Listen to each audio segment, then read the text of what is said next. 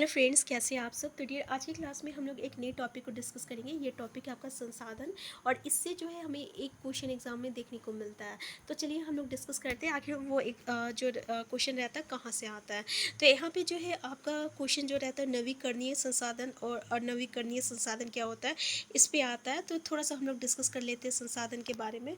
तो डियर, संसाधन क्या होता है ना कि देखिए, अगर हम किसी चीज़ को, जैसे जल, विद्युत, रिक्शा, सब्जी हो गया। तो डियर, किसी भी चीज़ जो रहता है वो मूल्य संसाधन कब बनता है, जब अगर उसका उपयोग होता है और उसका उपयोगिता जो होता है ना। जैसे कि अगर मान लीजिए किसी चीज़ को जो है, अगर वो आप उसका उपयोग कर रहे हैं, जैसे कि अगर आप बोले सब्जी का उपयोग कर रहे हैं, ठीक है ना, विद्युत का उपयोग कर रहे हैं, तो इस तरीके से जो है उसकी जो उपयोगिता जो होती है ना, उसे ही उसको संसाधन बनाती है। ठीक है।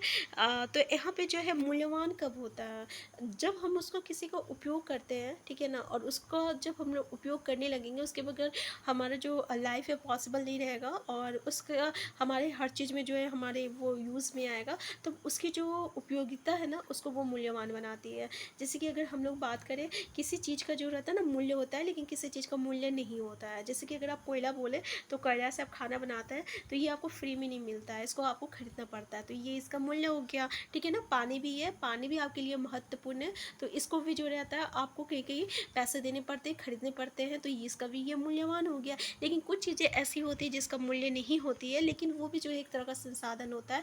जैसे कि अगर हम लोग दादी और नानी का नुस्खे की बात करें, तो नुस्खा क्या था कि भाई अगर सर्दी हो रहा है तो क्या करना है आपको कि तुलसी की जो है तुलसी के पत्ते की जो चाय पीना चाहिए। ठीक है ना। तो इससे जो है सर्दी जुकाम पे ये राहत होती है। तो अब देखिए, इसका तो मूल्य नहीं है, इसको तो हम मतलब कि इसका ये संसाधन है, इसका इस्तेमाल कर रहे हैं, लेकिन इसका कोई मूल्य नहीं है। ठीक है। तो यहाँ पे ये बोला जा रहा है कि यदि वो पेटेंट करने के उपरांत मेडिकल फर्म द्वारा बेचे जाते हैं, तो वो आर्थिक रूप से मूल्यवान हो सकता है। अब ये बताइए कि मान लीजिए हम लोग ये बोल रहे हैं कि तुलसी के पत्ते से जो है हम सर्दी जुकाम को रोक सकते हैं। तो मान लीजिए अगर तुलसी के जो है हम लोग इसका क्या कहते हैं, उसको सिरप बनाते हैं, ठीक है, और अपने घर पे ही इसको तैयार करते हैं, और फिर उसको मेडिकल फार्म में हम उसको बेच देते हैं। ठीक है। चाहे उसको किसी तरीके से जो होता है ना आयुर्वेदिक टाइप का, तो इस तरीके से अगर हम उसको सेल कर बेचते हैं, ठीक है, लोगों तक तो पहुंचा रहे हैं, तब इसका जो रहता है एक मूल्यवान मूल्य हो जाता है। ठीक है। लेकिन अगर आप इस तरीके से नहीं हो पा रहा है, तो उसका जो है उसका कोई मूल्य नहीं है। ठीक है। अब यहाँ पे हम संसाधन के प्रकार देखेंगे। जैसे कि प्राकृतिक संसाधन जो होता है ना, यानी प्रकृति से जो मिलता है उसको हम लोग प्राकृतिक संसाधन कहते हैं। अब प्रकृति से जो है आपको सूर्य भी मिल रहा है, सौर ऊर्जा भी मिल रहा है, और बालू भी मिल रहा है, मिट्टी भी मिल रहा है, ठीक है, खनिज भी मिल रहा है। ये सब जो है आपको प्रकृति से मिल रहा है। ठीक है। इसके अलावा अगर हम लोग बात करें, जैसे कोयला हो गया, फिर पेट्रोलियम हो गया, ये भी जो है हमें कहाँ से मिल रहा है, ये भी हमें धरती से मिल रहा है। ठीक है। प्रकृति से मिल रहा है, सॉरी, प्रकृति से मिल रहा है। तो ये भी एक तरह का प्राकृतिक संसाधन होता है। तो ये जो प्राकृतिक संसाधन होता है ना, ये दो प्रकार का होता है। एक होता है नवीकरणीय होता है, एक होता है अनवीकरणीय होता है।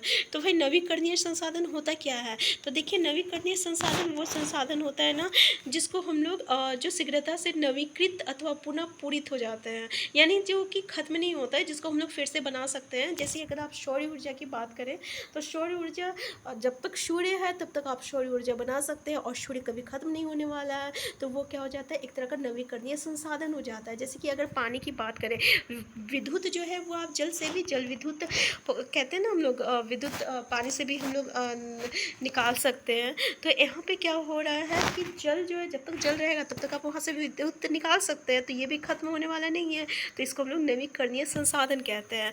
तो ऐसी चीज़ें जो कि कभी खत्म नहीं होगी, और उसको आप बार बार जो है इस्तेमाल कर, चाहे आप कितने भी इस्तेमाल कीजिए, वो खत्म नहीं होने वाली है। तो वो होती है नवीकरणीय संसाधन। लेकिन अनवीकरणीय संसाधन क्या होती है, तो ऐसी चीज़ होती है जो कि सीमित में होती है। एक वक्त आता है जो कि जब वो खत्म हो जाता है, तो फिर उसको बनने में लाखों और करोड़ों मतलब कि टाइम लग जाता है। जैसे कि अगर हम लोग बात करें कोयले की, तो कोयले जो होता है ना बनने में बहुत समय लगता है, बहुत समय लगता है, बहुत समय लगता है। क्योंकि देखिए, जो आपका मतलब कि जितने भी वेस्ट मटेरियल है, ठीक है, जब ये सालों तक दबे रहते हैं ज़मीन के नीचे, ठीक है, ज़मीन के नीचे सालों तक दबे, इसको दबे हुए रहते हैं, तब ये जाके धीरे धीरे जो रहता है कोयला का रूप लेता है। तो देखिए, अगर ये एक बार पूरे धरती से कोयला खत्म हो गया, तो इसको बनने में कितने साल लग जाते हैं। ठीक है ना। तो इसको हम लोग अनवीकरणीय संसाधन कहते हैं। इसलिए बोला जाता है कि ऐसी चीज़ों का हम लोगों का इस्तेमाल कम से कम करना चाहिए और हमें ऐसे संसाधन का इस्तेमाल करना चाहिए जो कि आपका नवीकरणीय संसाधन होता है, क्योंकि नवीकरणीय संसाधन तो कभी खत्म नहीं होगा, लेकिन अनवीकरणीय संसाधन जो रहेगा उसका भंडार जो रहता है सीमित होता है, तो वो एक ना एक दिन आके ख़त्म हो जाता है। ठीक है, तो ये समझ में आ गया। अब देखिए इसमें है आपका जैसे संसाधन का भंडार, तो ये उपयोग के लिए संसाधन की उपलब्ध मात्रा है। मतलब कि भंडार मतलब क्या हुआ, संसाधन का भंडार। अगर आप मतलब कि किसी चीज़ को अगर आप स्टोर करके रख रहे हैं तो वो क्या हो जाएगा, आपका संसाधन की तो यहाँ पे क्या हुआ, ये संसाधन का भंडार हो गया। अगर उसको उपयोग के लिए अगर हम इसको स्टोर करके रखते हैं तो वो संसाधन का भंडार हो गया। तो डियर यहाँ पे मानव निर्मित, देखिए अब यहाँ पे है आपका मानव निर्मित संसाधन। तो मानव निर्मित संसाधन हम लोग कहते हैं किसको है, होता क्या है। तो जैसे कि अभी जो मशीनें बन रही है, पुल बन रहा है, सड़क बन रहा है, फिर कभी जाता अलग अलग तरह का वाहन बन रहा है। ठीक है ना, इसी तरह से कैसे अगर हम लोग बात करें तो जो स्कूल कॉलेज मेडिकल ये सब जितने भी चीज़ है ये किसके द्वारा बना जा रहा है, मानव के द्वारा बना जा रहा है। तो इसी को हम लोग मानव संसाधन कहते हैं।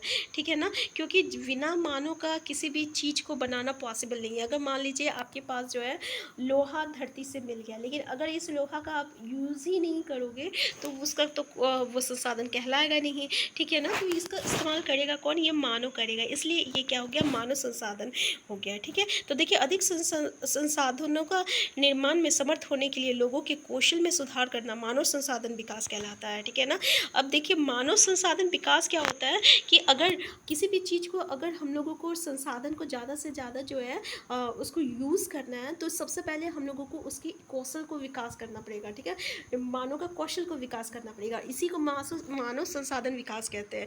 दुनिया में जितनी भी प्राकृतिक संसाधन है, ठीक है, वो संसाधन वैध है जब तक मानव संसाधन नहीं है, क्योंकि जितनी भी संसाधन होती है ना उसका आखिरी यूज़ क्या कौन करता है, तो उसको मानव करता है। इसलिए सबसे बड़ा संसाधन कौन कहलाता है, तो मानव संसाधन ही कहलाता है। ठीक है ना, अगर आपका पेट्रोलियम है तो पेट्रोलियम इसको निकाल कौन रहा है, कोयला कौन निकाल रहा है, मानव निकाल रहा है, तभी तो वो उसका उपयोग हो रहा है। तो ये क्या कहलाएगा, मानव संसाधन होगा। ठीक है, अब देखिए संसाधन संरक्षण, तो ये आपको पता है कि संसाधन संरक्षण कैसे करनी चाहिए। ठीक है, जो भी आपका नवीकरणीय चीज़, ठीक है, जैसे कि आपका जो भी नवीकरणीय के लिए समय देना संसाधन संरक्षण कहलाता है। संसाधनों का सतर्कतापूर्वक उपयोग करना, ठीक है, और उन्हें नवीकरण के लिए समय देना, उसको हम लोग संसाधन संरक्षण कहते हैं।